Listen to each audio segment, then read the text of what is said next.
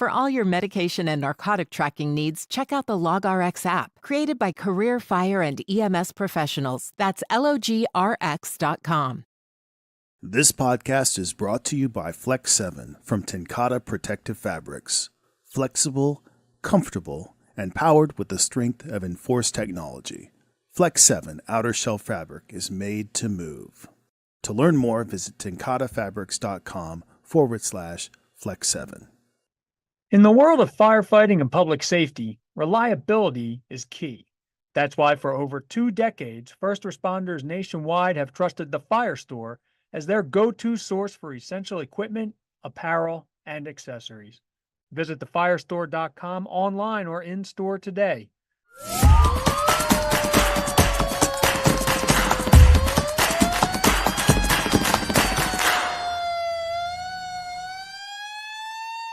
Welcome, everyone, to the Command Show.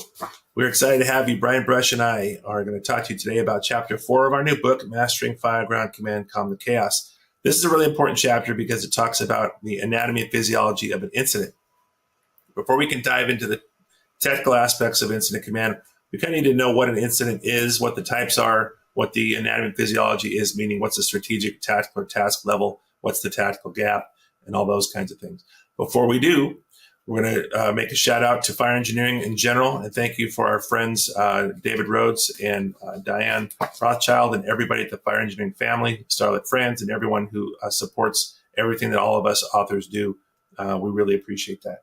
So we always talk about NIOSH 5 at the beginning: inadequate or lack of incident command, risk assessment, communications, accountability, or SFGs. Before we get into size up and risk assessment, which will be our next show, let's talk about what is an incident, what are the parts of an incident, how do they come together, and why do we need to know those? So with that, I want to say hi to my brother, Brian Brush, none other than the legend himself. Thank you very much. And you maybe forgot the most important thank you in the fire engineering family for this show, and that is Mark Haw, who is actually behind this show.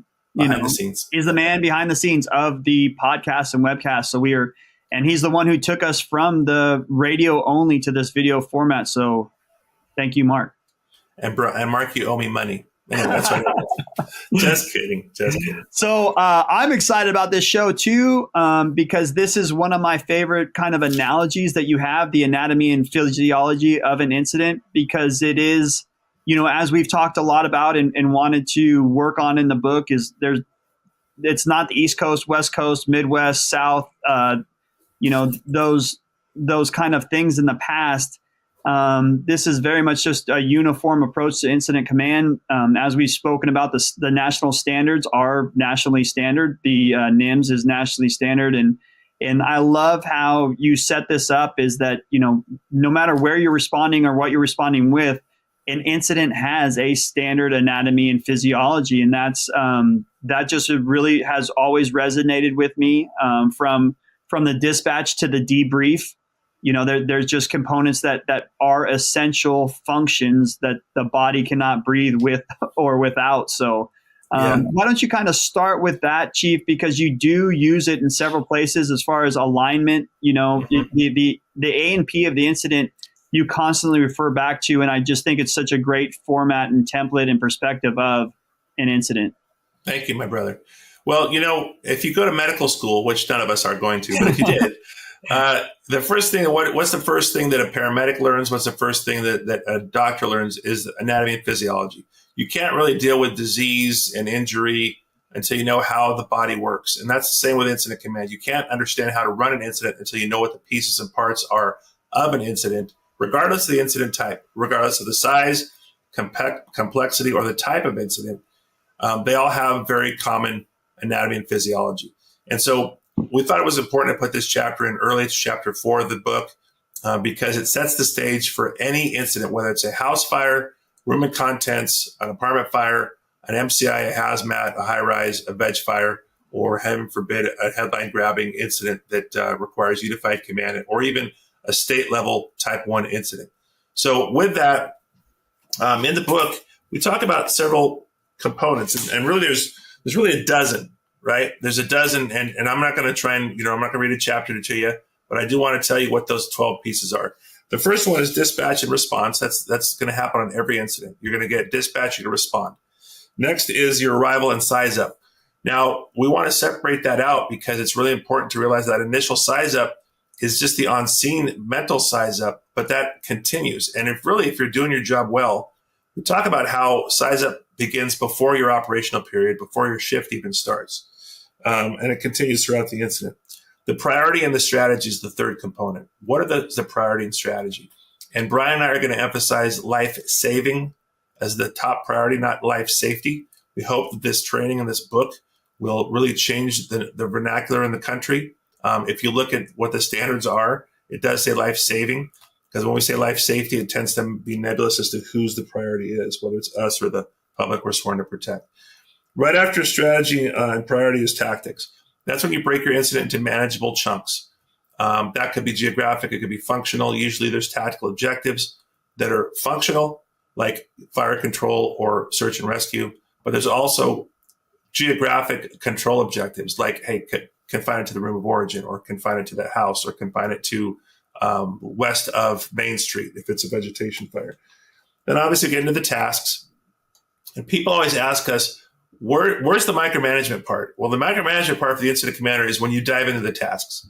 No incident commander should ever dive into the tasks. We want to stay at the strategic and tactical level. When we start talking about what size hose line on the radio, we start talking about what size hole, where to put the hole on for ventilation, for example. We're getting into the tasks, and that's where you're micromanaging and you're getting out of your lane, which is not a good thing. Resources are going to be called based on the previous factors.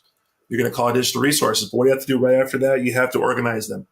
And the incident command system is the standard, and it works really well. And what we hope we do in this book, in this class, and the feedback has been very positive, we teach you how to use the incident command system in a very nimble, simple, street smart, safe way, whether, again, it's a room and contents or it's 9/11. And then communication is needed, right? How do we communicate? What are standard ways to communicate? How do we expand our communication plan? And then reevaluate. How are we doing? Size up is continuous. Is the plan working? Do we have a plan B? Do we have a plan C? And then right behind that is support. Hey, because of our evaluation, hey, we need to call another alarm. That's the support aspect. Hey, we're going to be going into the next operational period. Hey, it's going to get cold and nighttime's coming and they're working through dinner time. Let's get some food coming. Support for the occupants, for example. And then we start to transfer command and close out the incident. We're either going to transfer command to a higher authority, or the owner or occupant or manager, and we close out the incident and make sure everybody's back in service. And then the most important part really is the on-scene after-action review. That on-scene after-action review is the 12th component, and that is really where the learning starts, where we start to scrub what happened, and it happens on the scene. And the key there is somebody has to keep an eye on the incident, make sure it doesn't flare up while we're doing that, make sure we close it out strong, and then take those key pieces of information into the formal AAR, or after action review. So that's just an overview. We're not going to hit every single one of those in the scope of this show, because we're only going to be about 20 to 30 minutes. But with that, that's the kickoff. So let's talk about it. Well, before we get into the anatomy and physiology of the incident, let's talk a little bit, and you kind of mentioned it, but let's talk a little bit more about the incident typing.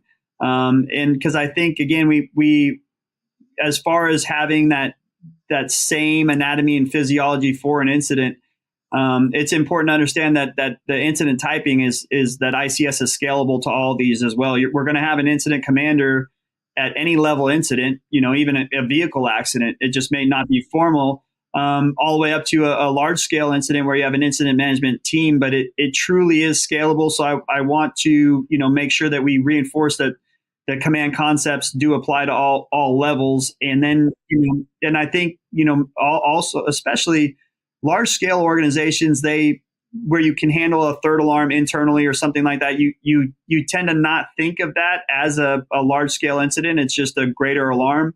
But in some areas that would require multiple jurisdictions, a lot of different stuff. So let's kind of get everybody focused on what the size and scope of a 4 down to a 1 incident would be, Chief. Okay, so there's 5 incident types. And the most common is type 5 incident, which is our daily first alarm anything. Could be a hazmat leak, could be a house fire, could be a vehicle accident. That's a type 5 incident. It's just single resource or single alarm. Next up is type 4. That's your multi-alarm event, 2, 3, 4 alarms. And that's going to require additional resources. But the components of incident command on either one of those is the same. Now, we're going to use ICS on both of them. It's important that we get good at ICS on the type 5 and the type, because it makes us better at the type 4, which makes us better at the type 3, which is a operational area size incident, meaning a county-wide incident. This would be maybe a severe flooding of a town or multiple municipalities. Maybe a hurricane comes through a county, or tornado, more than likely, probably. Type 2 is going to be state level. Typically weather events, typically a large weather-driven fire, urban interface type of fire that's burning up a lot of homes and communities. That's going to be a type 2 or state level. And then type 1 is your federal, your 9/11s, your big time multi-state and or national declarations of disaster. And to Brian's point, the key here is that the setup is the same for all of them. No incident starts as a type 1. It's just not even 9/11 started as a type 1. 9/11 started as a type 5, probably type 4 right away. And then it went to a type 3, 2, and then it was a 1 ultimately. As those of us who responded there with our task forces from the FEMA system came in, the federal system got more involved and it became ultimately a type 1. But it didn't start that way. It started with a couple of companies showing up going, oh my God, I've never seen this before. So how rapidly it scales depends on the incident type. It doesn't matter whether it's a fire, a terrorist act, an airplane, or a hazmat or a shooting. They all start at the type 5 level. So that's kind of the overview. Perfect. So now we're on to kind of, I guess, that incident. And as you said, it all starts with dispatch. We get sent out and, at the time of dispatch, our time of preparation is over. So we hope we have all our ducks in a line. And, that's a lot about what we preach is that control those things prior to the dispatch that you can, the training, the SOPs, the SOGs, all the mental and physical preparation of your members. But then you're going out the door with the resources that you have. And we've oftentimes been in those situations where what we're dispatched to is not at all what we arrive to. So there is that that second part of arrival, and arrival is this matching up with what I rolled out the door with? As the initial officer, you're given that initial radio report, but kind of as that chief officer between that initial arrival radio report, what you were dispatched to. Kind of speak to that a little bit, Chief. I know we definitely do talk a lot about the fire officer level, but you've been filling that gap in that battalion chief and that operations chief level response. Let's talk about those times in that pre-incident part for you where you're dispatched to something. The initial arrival report is not matching up. What are some of the things you're taking into account with to square those things out, either additional resources or shifts in approaches or anything like that? Because you kind of are, as a chief officer, often in that space between someone arriving and you still needing to get there. Yeah, great point. Brian brought up a great point. The pre-planning and the pre-incident considerations. One of our principles in this text is the military models. We introduced that and how they apply to the fire services to incident command. And one of the ancient texts that we often reference is Sun Tzu, The Art of War. And the great quote from that ancient text is every battle is won or lost before it's ever fought. That's just one of the many axioms, which means what? Pre-planning and training. So I, as a battalion chief, should have, and you as a battalion chief should have a really good understanding of the target hazards of your area, as should the captains of their areas. And so between the two of us, as we arrive on scene, en route and on scene, that first arriving company officer is going to give their initial arrival report based on their mental size up. And size up and risk assessment and risk management is so important. We dedicated the entire chapter of chapter 5 to that topic. So we're going to do a very great injustice to size up and arrival. But as that first arriving company officer gets on scene and gets there's a arrival report, I'm going to reconcile that with what my experience is with that facility, what my knowledge is, what my pre-planning, what my training, what my experience, and everything that I'm seeing and hearing. I'm probably hearing and seeing things on my mobile data terminal or from dispatch that he or she, as the first officer, is not hearing, either because of auditory exclusion or because they're too busy to see the screen in their computer on their cab. So I'm going to say things like, do you want a second alarm? What do you think about this? And most of the time, if I'm saying, do you think we need a second alarm en route? I'm still 3-4 minutes out. Most of the time, I'm going to say yes. Maybe I see a huge column of smoke. Maybe I get a report of 3 victims trapped. Maybe I get a report of the exposure starting to go, et cetera, or ember casting, what have you. So those are the considerations where I'm going to try and reconcile as the battalion chief what my company officer is seeing and saying, and support them without taking command. Because until somebody else arrives, that first in company officer is the incident commander, whether they like it or not. Now, that doesn't mean I'm not going to help them. It doesn't mean that I'm just going to say, well, I can't say anything because I'm not in command. No, I've said plenty of things en route to a fire, but I'm never making orders or giving direction. I'm asking cueing. And that comes from, now you got 2 brains working on this thing. And I love it when I've got, hey, there's a 3rd or 4th due company that says, hey, chief, we were there yesterday and this is what's going on. Maybe they're on an overtime shift. And they know that, hey, there's no access from the rear because there's construction. Hey, we're better as a team.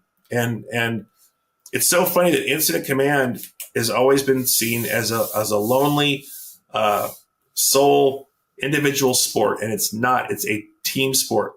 And to get through these 12 components of the anatomy and physiology of an incident, you have to be a team every step of the way, including the initial arrival and size up.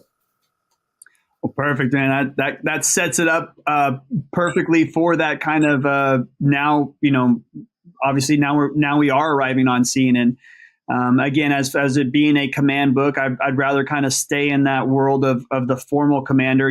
We talk a lot about that initial company officer is initiating command. They're not really, formalizing it, just like they're initiating tasks and those. They're starting the process, but we would never expect them to take it from cradle to grave, especially on something that's escalating. We want them to intervene and knock the thing down or get to helping people. So, this is now that kind of formal command level. So we're going from the dispatch to the response and that initial arrival. Now you're arriving as a chief. And one of the things we talk about, and it goes back to the ongoing size up, the continued assessment is me as a safety officer. If we're responding at the same time, myself and the battalion chief or the shift commander on duty, he's the formal commander, he's the operations guy. I'm, arriving as safety. But one thing we both do mentally is we want to make sure we review the incident, see what's going on, mentally take assessment of everything that's going on.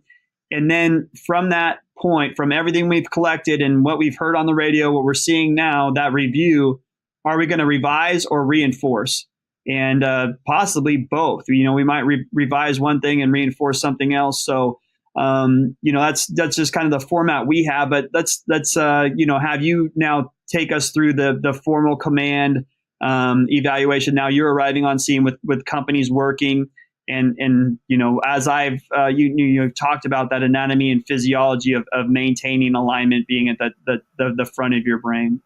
Yeah. So I'm going to come in behind those initial companies, and as I'm driving in, I'm thinking to myself, does this sound like it's in alignment? That's probably one of my highest priorities. And does this sound like not only is it in alignment, but do we have enough resources coming? Those are my first 2 questions. Now, what does alignment mean? It means, is the incident that we're being presented with have the appropriate priority as far as how we're responding to it? In other words, first priority, is it a life-saving priority, which is the maximum risk? We're going for civilian life. Is it an incident stabilization priority, which is the next lowest level of risk, which is just to kind of stop the incident from doing any more damage? And finally, property environment. Are we going to prevent the tertiary priority is preventing it from going beyond and having more terminal effects in the environment? So when I'm listening to those companies, I'm performing my size up en route that I'm listening to, but then I'm performing my size up on scene. Where are my companies? What are they doing? Are they in the right priority? and strategy. I think of that before I get into the tactics, because if I just jump into tactics, then I'm really not thinking like an incident commander. I'm thinking like a company officer, and maybe if I even jump into some tasks, like, we better put a 2.5 over there. If that's the first thing I think of is putting a 2.5 or a deck on that over there, I'm totally missing my lane. I am thinking task, and that is not what I should be doing.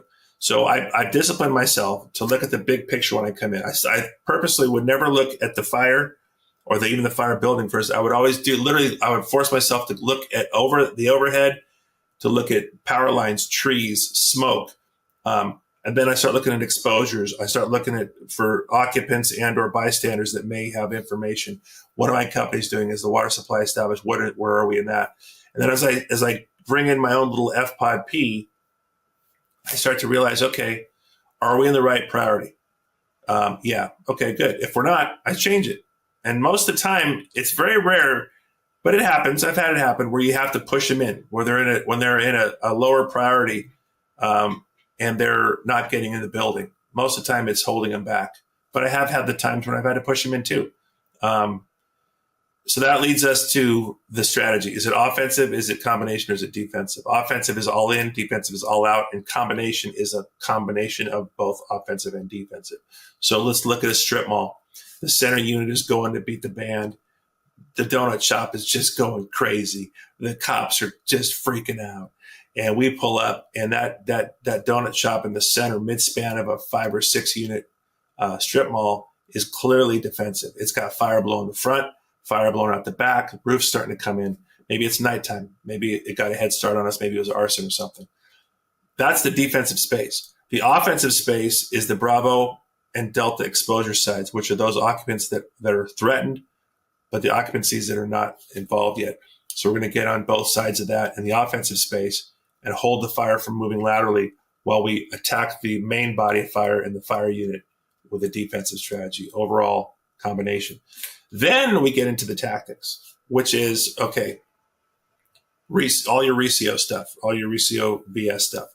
But if we bypass those first two things of priority and strategy, which preceded by a good size up, and we just knee-jerk react, a hose line there or park there or whatever.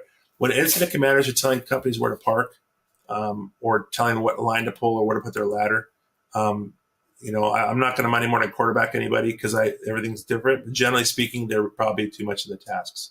So let's stay at the higher level first, because most times when firefighters get in trouble, a lot of times the incident commander didn't see the big picture. And somebody has to be the adult in the incident. And we all as firefighters want to go to work. We all expect somebody to tap us on the shoulder or tell us, hey, back off, or we're getting out, or you're too close, or we're going defensive. And there's got to be a final line in the sand and that's the incident commander. You're the one. So by starting with a top-down mindset, is this the right priority? Is this the right strategy? Then we get into tactics, because firefighters think bottom up. They think task, then tactics, then maybe even the strategy.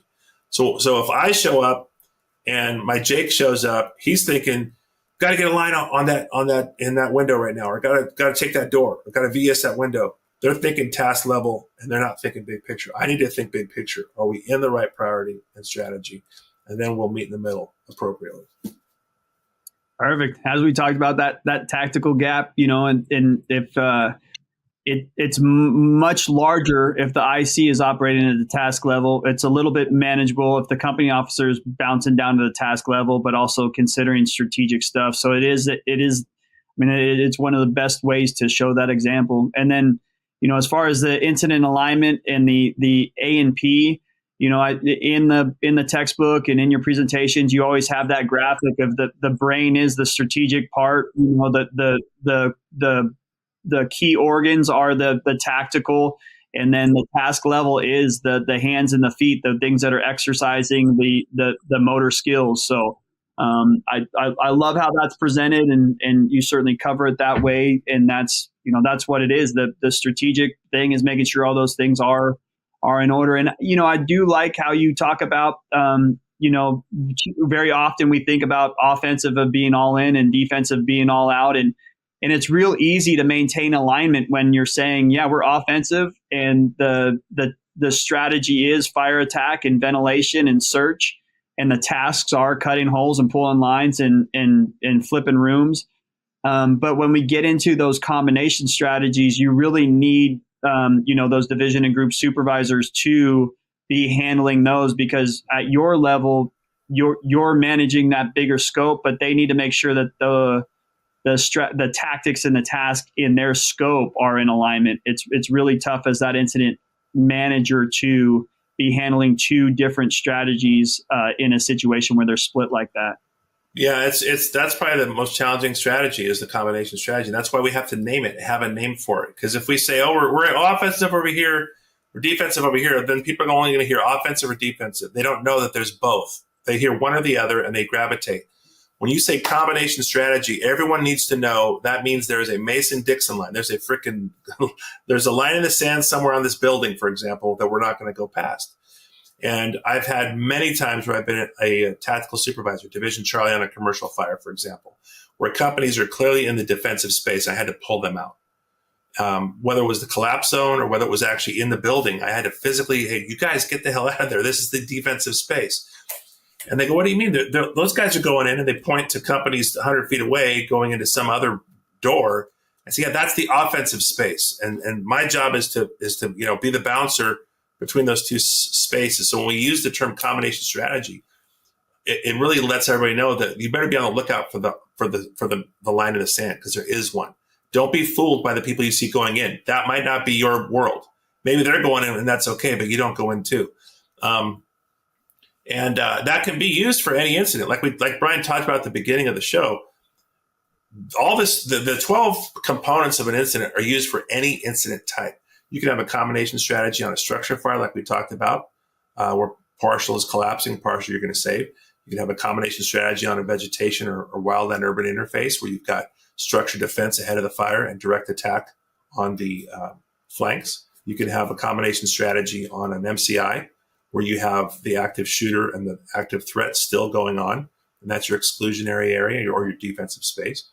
An MCI, a hazmat. I mean, you could use it for anything. So I like to apply the same skeleton and toolbox to every different kind of problem. And that's what ICS does for us. It's a toolbox. You don't have to bring out the sledgehammer on everything. Sometimes it's going to be a ball peen hammer. Sometimes it's going to be a framing hammer.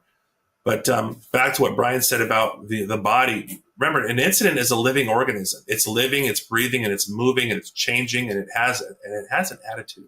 I hate it. It's freaking a bitch, because somehow we're stubborn. AP&P, anatomy, physiology, and personality, right? Every incident personality, has yeah. So when Brian talks about alignment, think of the human body. The strategic level is the neck and the head is strategic, right? That's where the thinking ahead goes. Okay, that's your incident commander. The hands and feet are where the work is done. That's your task level. What's often missing in most incidents, or where the problems happen, is in the tactical, which is the spine. We're out of alignment. Okay, that's your division of group supervisors. That's your tactical supervisors. If I don't have a spine, I could have a wonderful cardiac and lung capacity. I could have low cholesterol, and I could have big muscles, be really strong. But if I have no spine, I ain't going anywhere. And so, just like when the spine is out of alignment on a human body, and it causes what? Numbness, tingling, pain, and ultimate paralysis. The same thing happens in the incident. When the division group supervisors are not in alignment with each other and with the incident commander's plan, then what's going to happen here? We're going to have numbness and tingling, which is NASH 5 stuff. Not good communication, not good accountability. And then ultimately paralysis, which is basically when somebody gets hurt. So yeah, the reason why we use anatomy and physiology is because incidents are living, breathing things. They have attitudes, and they can be just little bitches sometimes. And so it requires us to be on the same page. That's what an alignment is all about. So you'll see in the book we use the term IC instead of incident commander. It can also be used as incident chiropractor, because the incident commander must align the incident, make sure. I have been on fires where I had to kick everybody in the ass to go inside because they were outside screwing around and didn't know what to do, or they were hitting an exposure that wasn't really threatened. But more often than not, it's about pulling them back when they shouldn't be inside. But either case, that's your job as the IC. So we might go a little bit past the 30 minutes on this one because I do, again, when thinking back to the show you did with Joe Castro and talking about the combination strategy, I really do want to just tap it one more time here because it is so often overlooked, but I think it is happening more frequently on our fire grounds than we think about it. That where we have defensive operations and offensive at the same time. Given let's put it into the context of a working fire in a 2-story apartment building. We could be if that fire's on the second floor, we could be offensive on the second floor, and we could be defensive on the first floor in the sense that we're evacuating the first floor, we're throwing in salvage covers, we're not like actively handling things there, but that is kind of the posture that we have on the first floor. Or we could have a really well-involved second floor with a third floor exposure. We may just be, providing exterior streams on the second floor and being offensive and getting those searches done, getting those evacuations done on the third floor just to clear the exposure, and then transitioning to a complete defensive approach. So it is a major gap in the fire service to really clarify how combination strategies are applied, especially in that kind of geographical space, be it a vegetation fire. We're offensive in this area, structure protection, but we're defensive in other areas and hazmats in any given space. So please, as you're developing your professional toolbox, give time to combination strategies. So Chief, we've talked about the incident, maintaining it, taking that command up from that initial commander to that second commander, you running the scene. Now let's start talking about things that are winding down. And one thing that I've always, been told is it's just like mountaineering.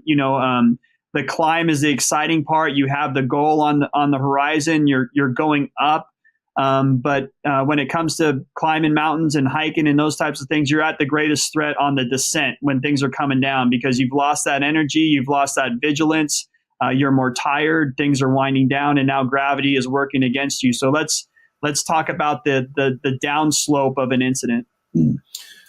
So the downslope of an incident, there's something that we talk about called the incident power curve, and we get into that when we talk about size up. But the incident power curve is a predictable sequence of events that happen in most incidents. You get on scene initially and there's a spike in action because you just got on scene, you're deploying resources and tactics, and it's very active. And then you start to see an initial change, hopefully an initial improvement, initial knockdown, for example. And then the incident seems to be going in your favor. And there's a lull. And then that ends up becoming a false sense of security because there's a secondary spike. That secondary spike is where bad things happen. That could be the flare up, fire in the attic or in the basement that you didn't know about. It could be anything from a water supply issue to a mayday or a collapse. But they almost every incident has an initial curve, which I call a false plateau, and then a secondary. So don't think you're on the downhill slide when that initial knockdown happens. I see that all too often, where you'll hear companies released, we have a knockdown, release the balance of the assignment, release the balance of the alarm. Don't do that. One of my dear friends and mentors, Alan Brunacini, said that the incident commander has to be the biggest pessimist on the fire ground. And so don't start de-escalating your incident too quick. When you do, it's because you've hit those key benchmarks. Okay, your secondary is complete and an all clear is declared on the building. You have a significant knockdown. They've checked for extension. You know that the exposures aren't threatened. All those kinds of things are in place. Then you start de-escalating and doing it slowly. Always thinking about the next one, whether it's putting companies back in service for the next one or what can we take away and learn from this one for the next one. And so because I usually set up groups and divisions, I'll go through my group and division supervisors and they confirm everyone we are now in an incident stabilization priority, meaning, hey, we went from life-saving. Now that we have an all clear on the building, we are no longer in life-saving. We are now in incident stabilization, which means what? Salvage and overhaul, investigation. However, we can still be in an offensive strategy. So it's easy to get out of alignment even then. Okay, just because you've changed priorities doesn't mean you have to change strategies. You could still be in an offensive strategy with an incident stabilization priority. And then I'm going to ask my tactical supervisors, hey, what can we go down to on this? Can we go to 2-1? Can we go to 2-2? What do you need? What do you need? Give me a counter report. And then we start to de-escalate that way systematically to where then I start breaking down my groups and divisions to where there's just one left or none. Maybe I have a 2-1 where I just have 2 engines in a truck working for me directly. So that's kind of how we do that. Now let's talk really quick before we close out this particular show. I do want to talk about the difference between strategy and tactics, because that is often confused by a lot of people. For example, I'll say, is transitional attack a strategy or a tactic? And they'll say, oh, it's a strategy. And in reality, transitional attack is a tactic of an offensive strategy. You are not defensive if you're performing transitional attack. It's called transitional because you're going into the building. So it's a tactic of an offensive strategy, which means you're probably in a life-saving priority, offensive strategy, the tactic of transitional attack. Tactics are when you clump a bunch of tasks together, they become a tactic. Tactics have objectives. They can be control objectives or functional objectives. Control objectives would be rescue, exposures, confinement, extinguishment, overhaul, ventilate, salvage, all that kind of stuff. Those are functional objectives or tactics. Geographic tactical objectives would be confining to the room of origin, the floor of origin, the building of origin. Those are geographic ones. If in a veg fire, it's geographically by typically roads or railroad tracks or riverbeds or something like that. So, for example, I'll ask in classes, is vertical ventilation a task or a tactic? And they'll say, well, it's a task. Well, no, it's actually a tactic, because you have to what? Throw a ladder, climb the ladder, sound, cut, louver, punch, etc.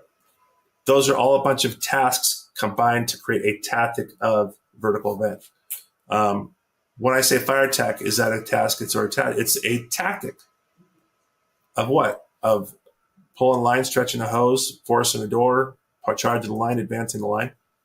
So it's important to remember in this anatomy and physiology that if a company is performing a task, we're going to call them by their unit identifier, Engine 5. And that tells everybody that Engine 5 is at the task level, probably working under a tactical supervisor, like either a rescue group or a Division Alpha or Division 4. And that's part of how we reinforce those 3 layers. And then, of course, command is command, that's strategic. So we want to utilize nomenclature and terminology on our fires that reinforces what level you're in. Are you strategic, tactical, or task? If I call Engine 5, then I'm calling a company that is at the task level working, stretching a hose. They might be under the fire attack group or under Division 2 on the 2nd floor. So should I call them? No, I shouldn't, because now I'm going around their boss. Now, if there's no boss, if there's no tactical supervisor, initially on the fire, I might talk to Engine 2. Okay, but once I establish a Division 3 on the 3rd floor, now guess what? Division 3 is in charge of Engine 2. So now I should not have Engine 2 talking to command. They should go through their boss. So these are all things that reinforce the anatomy and physiology. It's the sinew, it's the cartilage, it's all that stuff.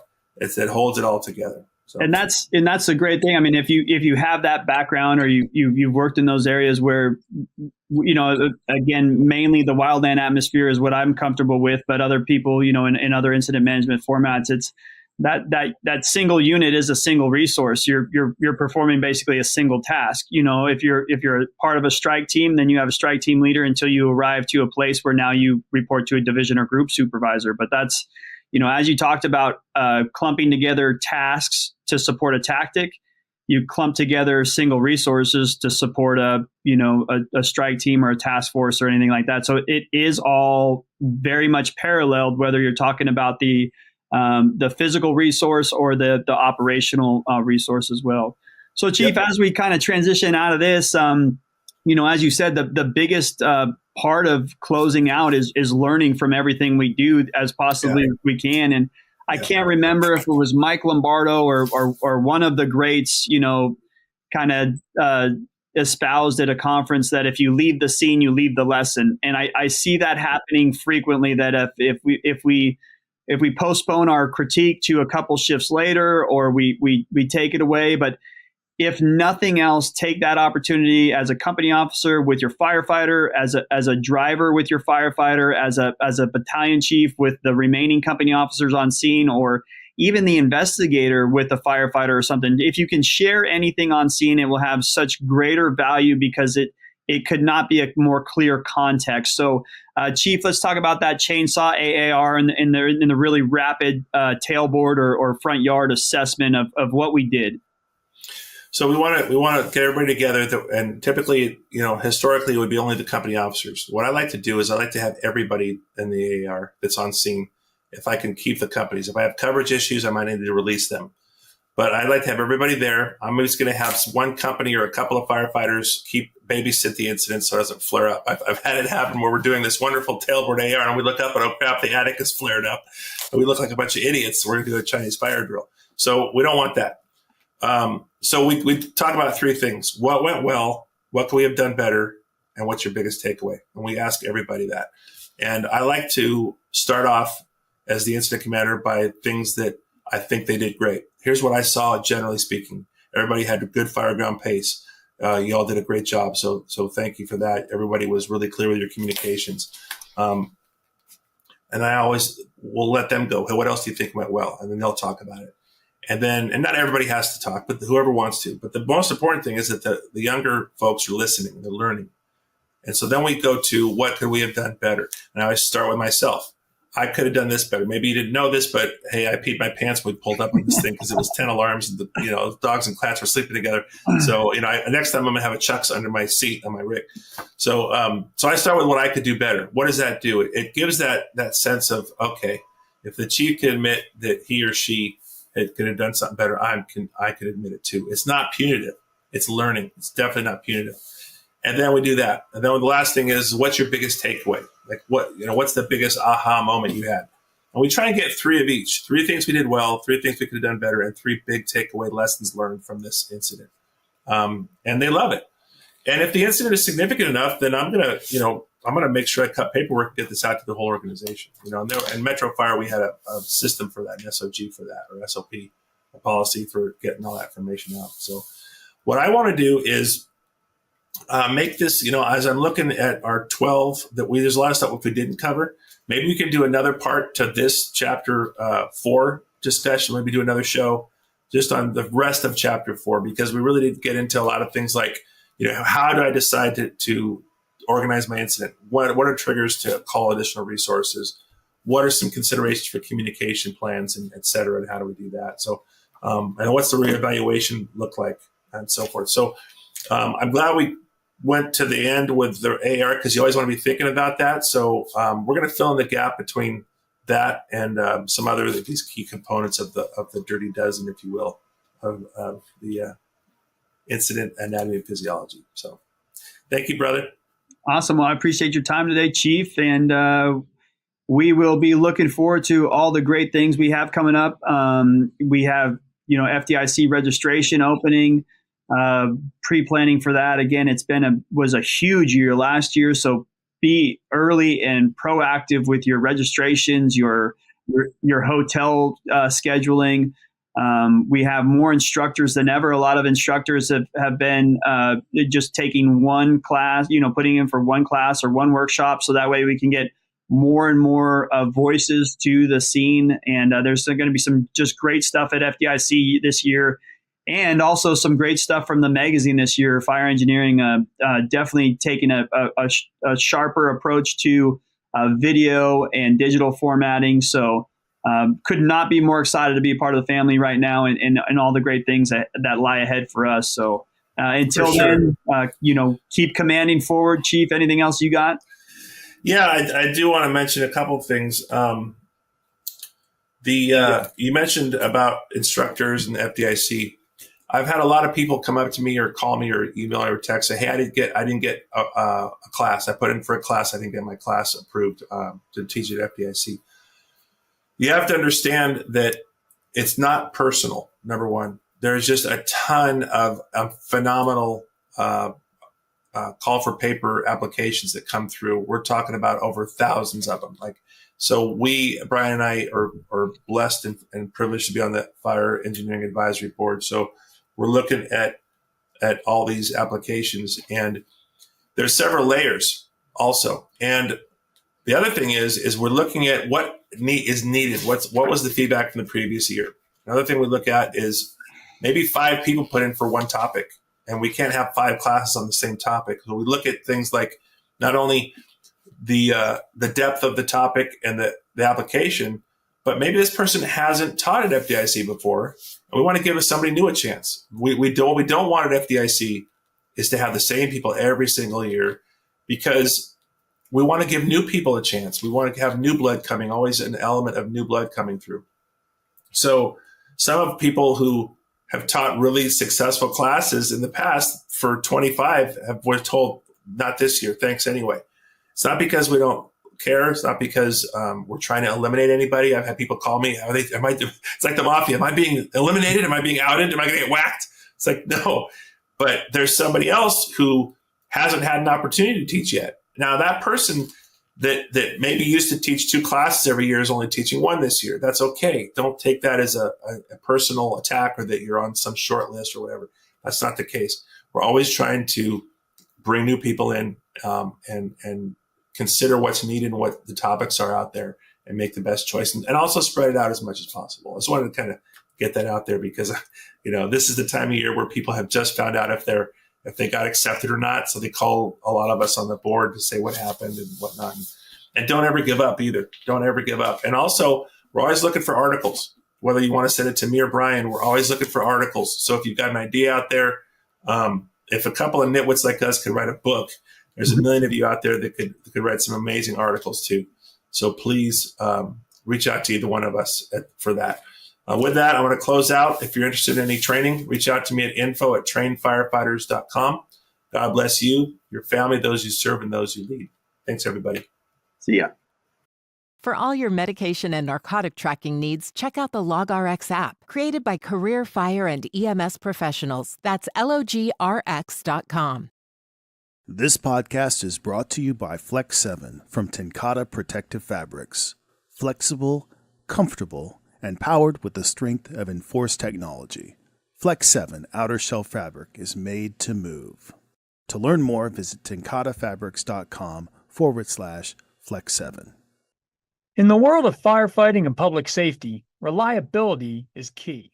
That's why for over 2 decades, first responders nationwide have trusted TheFireStore as their go-to source for essential equipment, apparel, and accessories. Visit TheFireStore.com online or in-store today.